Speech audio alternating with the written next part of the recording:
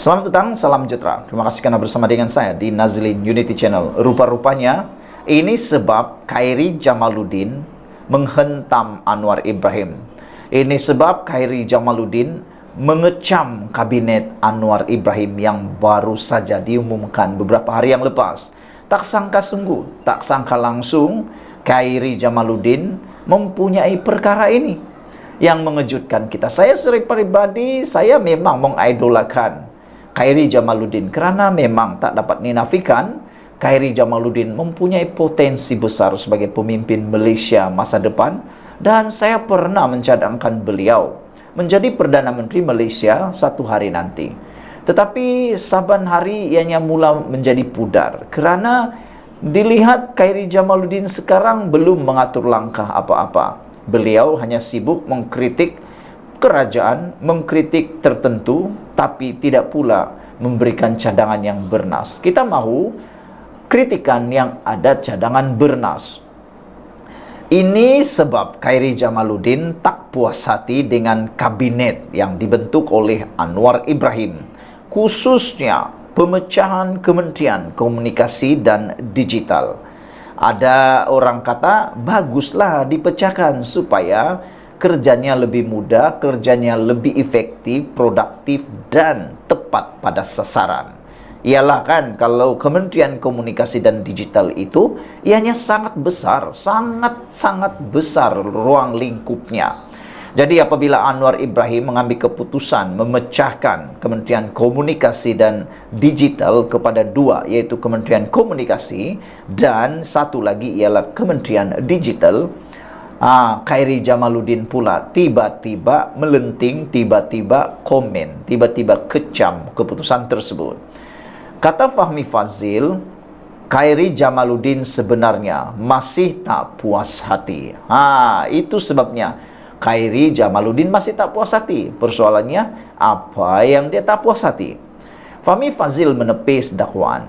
Beliau gagal melaksanakan tugas Menteri Komunikasi dan Digital KKD, menyebabkan kementerian itu diasingkan selepas berlaku rombakan jemaah menteri.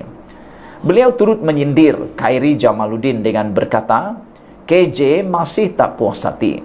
Selepas bekas ahli parlimen Rembau itu mendakwa, langkah kerajaan memisahkan Kementerian Komunikasi dan Digital hanya bertujuan menyimpan Fahmi Fadzil. Khairi dalam podcast Keluar Sekejap Jumat lalu berkata, KKD dan Kementerian Sumber Asli, Alam Sekitar dan Perubahan Iklim tidak sewajarnya dipisahkan, tetapi ia berlaku disebabkan faktor politik. Fahmi ketika ini mengulas tugas Menteri Komunikasi membidas kenyataan itu dengan berkata, pengasingan bagi memberi fokus kepada semua aspek dalam ekonomi digital dan terdapat juga keperluan dalam NRECC menyebabkan kementerian diterajui Nik Nazmi Nik Ahmad diasingkan. Ada beberapa pihak tuduh Fahmi Fadzil gagal melaksanakan tugas sebagai menteri KKD, maka dipecahkan menjadi dua kementerian untuk selamatkan nyawa politik saya. Sebenarnya tidak betul, kata beliau. Bukan isu Fahmi Fadzil lemah atau tidak, tapi ekonomi digital itu terlalu penting. Dijangkakan sumbangan ekonomi digital melalui KDNK pada tahun 2025 mencecah 25,5% atau 1/4 dari KDNK kita.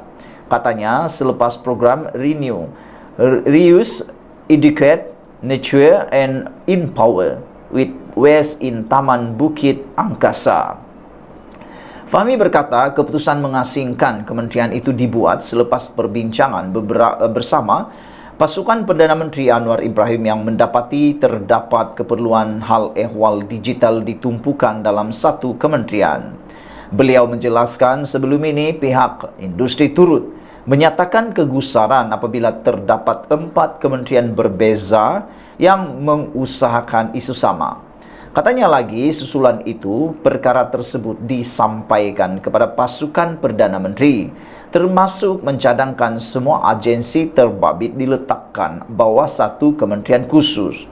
Rombakan jemaah menteri minggu lalu menyaksikan KKD dipecahkan kepada dua, yaitu Kementerian Komunikasi dan Kementerian Digital. Kementerian Digital kini diterajui bekas Menteri Komunikasi dan Multimedia Gobind Singh Dio yang juga ahli Parlimen Damansara. NRECC dipecahkan kepada Kementerian Peralihan Tenaga dan Daya Guna Awam diterajui Fadila Yusof, serta Nik Nazmi mengetuai Kementerian Sumber Asli dan Kelestarian Alam. Ada pihak yang menuduh kelemahan, adakah itu bermaksud Nik Nazmi lemah? Kementerian dia dipecahkan? Tidak juga. Tidak ada keperluan bagi fokus beberapa perkara tertentu, tapi ada keperluan bagi fokus beberapa perkara tertentu, maka dia singkan, kata beliau. Yang penting jumlah menteri dan timbalan menteri jauh lebih rendah berbanding kerajaan terdahulu, kata Fahmi lagi. Sekian dulu untuk kali ini. Jangan lupa tinggalkan komen anda untuk isu kali ini. Kali ini Khairi Jamaluddin kalah teruk. Sekian dulu kali ini. Jangan lupa tinggalkan komen anda, tekan butang subscribe. Kita jumpa lagi. Bye-bye. Selamat petang, salam sejahtera. Terima kasih karena bersama dengan saya di Nazilin Unity Channel. Anda pernah dengar ucapan Mat Sabu? Kalau anda pernah dengar ceramah Mat Sabu, anda pasti kadang-kadang kita tergelak. Memang Mat Sabu adalah seorang pemidato yang hebat, pandai membuat lawak, pandai menarik perhatian, dan lebih daripada itu, beliau juga pandai mendidik dan membawa parti beliau menjadi parti yang semakin digeruni, yaitu Parti Amanah. Tetapi yang ini pun lucu juga. Ianya berkaitan dengan Perdana Menteri. Kata Mat Sabu, orang Melayu anak ramai, kaum lain susah nak jadi Perdana Menteri. Nak ulas perkara ini mudah, ada kebenarannya. Saya agak setuju dengan apa yang Mat Sabu cakap ini, yaitu orang Melayu anak ramai, kaum lain susah nak jadi Perdana Menteri. Kalau kita lihat, memang demografi di Malaysia, orang Melayu lebih ramai anak berbanding bangsa seperti China dan India. Orang Cina memang amat beramai antara mereka berkecenderungan mempunyai anak yang sedikit. Bahkan kadang-kadang pada usia yang sudah lanjut baru ada anak. Itu pun kita bersyukurlah kalau ada nampak orang Cina mempunyai anak lebih daripada 2 orang. Kadang-kadang paling ramai pun 3 atau 4. Dan ada juga yang hanya 1 orang anak. Berbanding dengan bangsa yang lain seperti yang disebut oleh Mat Sabu, yaitu orang Melayu, ada yang mempunyai anak paling sedikit 4 orang, dan ada yang ramai sehingga 10 berbelas orang. Saudara-saudara sekalian, jadi adalah kebenaran apa yang disebut oleh Mat Sabu. Orang Melayu anak ramai, kaum lain susah nak jadi Perdana Menteri. Anda setuju dengan apa yang beliau kata? Kalau anda setuju, tinggalkan dalam ruangan komen, dan mungkin anda ada pendapat lain.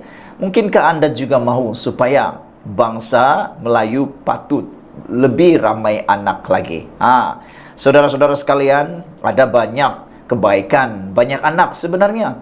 Dari segi penjagaan, ramailah yang bekerja sama menjaga, menolong ataupun menjaga ibu bapa lah, macam tu, gotong royong menjaga. Berbanding seorang saja, apabila ibu bapa sakit, kalau hanya seorang anak, siapalah nak dia berhubung, pusing-pusing dia saja, mesej diri sendiri, nak minta pertolongan pun diri sendiri. Jom kita tambah anak ramai-ramai. Kalau ramai anak, kebaikannya bolehlah berhubung dengan adik-beradik, minta pendapat dan sebagainya. Dari segi politik pula, kata Mat Sabu, susah kaum lain nak jadi Perdana Menteri kerana anak orang Melayu ramai.